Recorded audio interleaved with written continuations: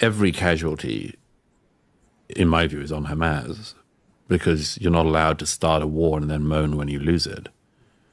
And every casualty is on Hamas because they could have given back the hostages or not taken them in the first place. The world is very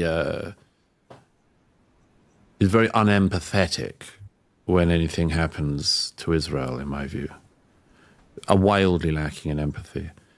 I remember when, and I think it's something like a belief on the right as well as parts of the right as well as parts of the left. There's something like a belief that Israel did something that justifies this.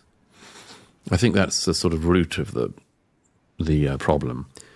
And I remember after 9/11, there was an academic in the UK called Mary Beard, the classicist, who said in the London Review of Books that, bad as 9/11 was, it was hard to get out of your head the fact that America had it coming. That was a huge scandal at the time, because most of us were like, how dare you? Like, even if America had done every single thing that her enemies accused her of, how dare you say that America had the killing of 3,000 civilians in one day coming? Well, I'm as intolerant of that attitude towards the state of Israel as I am towards the Republic here.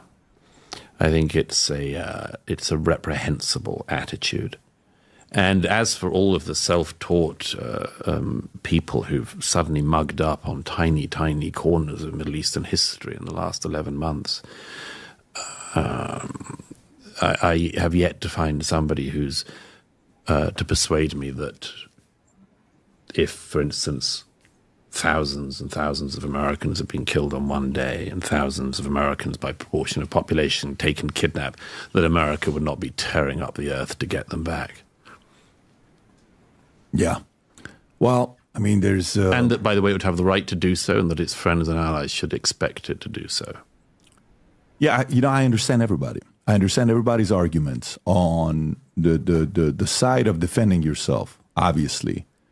I understand those who have family in Palestine, and they're sitting there saying, hey, I'm not for this. You're going to think your family first. I'm fully against any of the proxies that Iran funds, as a guy that lived there and witnessed what the Hezbollahs did, living there where your women and your family are frightened of walking outside because you may get, whipped 77 times in your back for showing a little bit of hair or a little bit of this. Those stories are endless. This obsession with the Israel-Hamas war in the last year, it's terrible, because October 7th was unbelievable.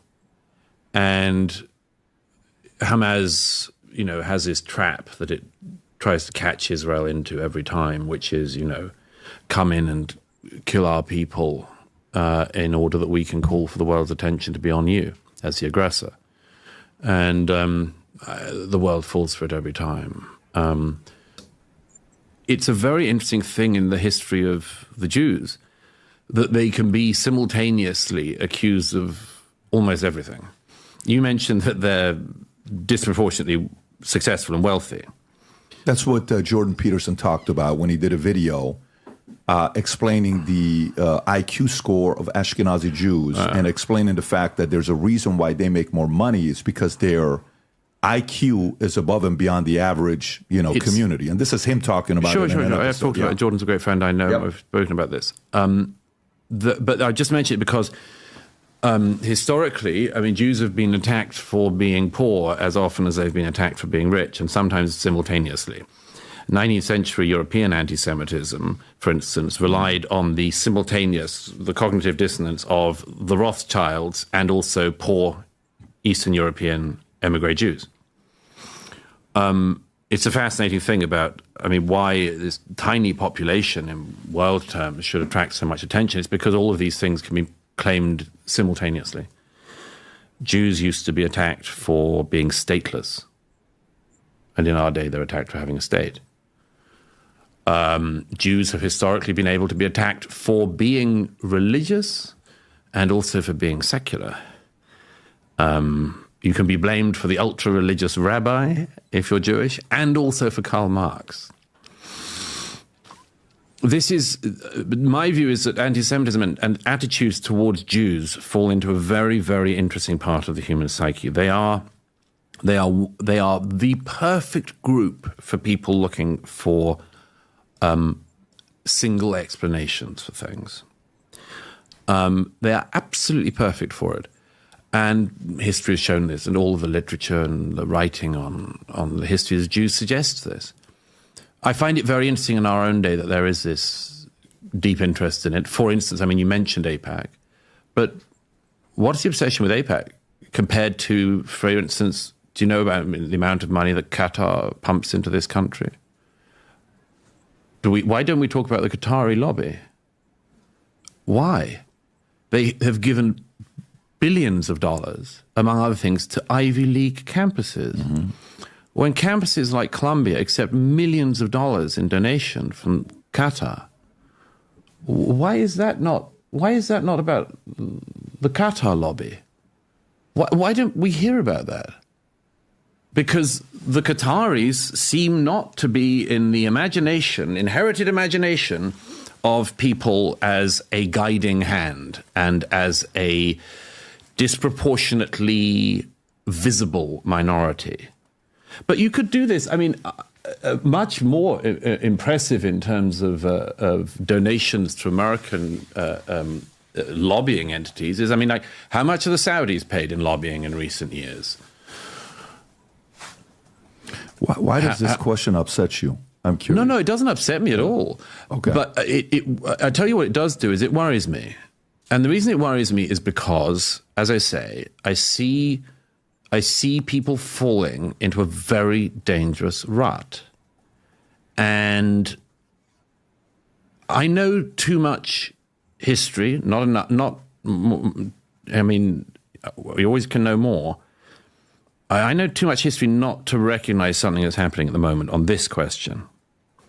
It's a very, very strange thing when people with not very much knowledge of a situation start to pretend to be wildly knowledgeable about it. And that's really what I've seen in the last year in particular in the US, on the right as well as on the left. This was actually a very simple question for you, to be honest with you. Yeah. Well, it's not that simple. It's actually a very complicated question. But here's what I was asking you. So I'm having a conversation. But there is no simple question in relation to this subject. Well, I see no scenario in which America can retreat from the world as it is and for the world to remain as it is. And I know, because people I know on the American right as well as on the American left, always at the risk of falling into the temptation of American withdrawal from the world. And I always have the same thing, which is, has America made mistakes? Of course. Has it got involved in things it couldn't deal with? Afghanistan? Absolutely. But that is not an argument for America stepping back. Because although America should be judicious in where it steps in the world, if it has no involvement in the world, other people will. And if America doesn't want to be the dominant power on the world stage, then it will have to cede the terrain to China or the Communist Party of China or whoever else. I'm interested, by the way, particularly on the right, I'm interested in this fall into the isolationism at the moment, because it's very interesting that those people want America still to be the foremost country in the world, but don't want to be involved in the world. Interesting, that. Don't want to be involved in every war. No. America is not involved in every war. Plenty of stuff. I mean, what's America doing in Myanmar? We're involved in the main ones. Whether it's funding, money, it's depends resources. What you see as the main ones. I mean, what are the two main ones right now? The two ones that have the most attention is different. What's costing more than those two? Well, the Syrian civil war that's lasted the last decade has cost far more lives. I'm talking. Hang on. I'm talking like 2 years. The Syrian civil war that's gone on for more than a decade now. Right. More people have been killed in that than have been killed in every single war involving Israel and all of the Arab armies in the last 80 years. So it does seem actually that people's attention is sometimes very clearly on certain issues. Israel and the Hamas war has gained the world's attention because every war involving Israel always does gain the world's attention. And maybe it's because of what we were discussing before about disproportionate attention towards the tiny percentage of the world's population that's Jewish. I mean, I can't help thinking that is the case because, as I say, I mean, I just notice in country after country people being massacred and nobody gives a damn. I mean, I've seen the massacre of Christians in the countries, in the Arab countries, and the destruction of the Christian communities in Iraq, for instance, destruction of the Christian communities in the north of Nigeria. The world is not focused day in, day out on these stories. As the old thing goes, if it's Jews, it's news. The world is obsessed with the question of Israel, and there are lots of reasons for that. And this past year, I mean, I've spent a lot of the time in Israel and Gaza. The world seems to have gone crazy over this conflict. Utterly crazy.